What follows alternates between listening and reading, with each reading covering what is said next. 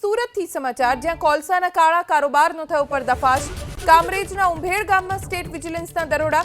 ઉંભેડમાં કોલસામાં ભેળસેળના રેકેટનો પર્દાફાશ થયો। પોર્ટ પરથી આવતા ઇમ્પોર્ટેડ કોલસામાં ભેળસેળનો ખુલાસો થયો છે। 1.33 કરોડના મુદ્દામાલ સાથે 7 આરોપીઓની અટકાયત કરવામાં આવી છે અને 3 આરોપીઓને વોન્ટેડ જાહેર કરવામાં આવ્યા છે। વધુ જાણકારી અમારા સંવાદદાતા ઇન્દ્રમલ શાહ પાસેથી પ્રાપ્ત કરીશું। ઇન્દ્રમલ, પ્રાથમિક તપાસમાં શું ખુલાસો થયો છે અને શું કાર્યવાહી અત્યારે થઈ રહી છે? બિલકુલ ધ્વની, રાજ્યની જે વિજિલન્સની ટીમ છે તેણે છે તે આ દરોડા પાડ્યા છે। ગઈકાલ રાતથી આ દરોડાની કાર્યવાહી છે તે ચાલી રહી છે સ્ટેટ વિજિલન્સ દ્વારા।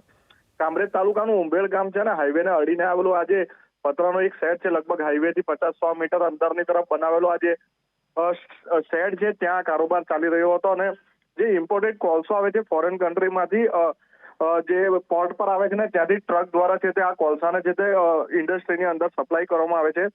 તે કોલસાના જે ડ્રાઈવર હોય છે ટ્રકના, તેના મેળા પીપળામાં આ આખું રેકેટ જે છે તે ચાલી રહ્યું હતું। આ જે જગ્યા દરોડા પાડ્યા હતા ત્યાં છે તે જે કોલસો હોય છે ટ્રકમાં તેમાંથી અમુક જથ્થો 4 ટન 5 ટનનો જથ્થો છે તે ખાલી કરવામાં આવે છે અને તેની જગ્યાએ પછી જે વેસ્ટ કોલસો હોય છે તે ભરી દેવામાં આવે છે અને ત્યાર પછી ટ્રકને છે તે રવાના કરી દેવામાં આવે છે।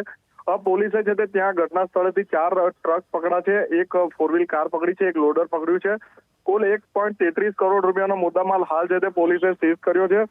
7 જેટલા આરોપીની ઘટના સ્થળેથી અટકાયત કરી છે, જ્યારે 3 જેટલા આરોપી જે છે તેને હાલ છે તે વોન્ટેડ જાહેર કર્યા છે અને જે વધુ આગળની તપાસ છે તે હાલ પોલીસ કરી રહી છે। ધ્વની, આભાર ઇન્દ્રમલ જાણકારી આપવા માટે।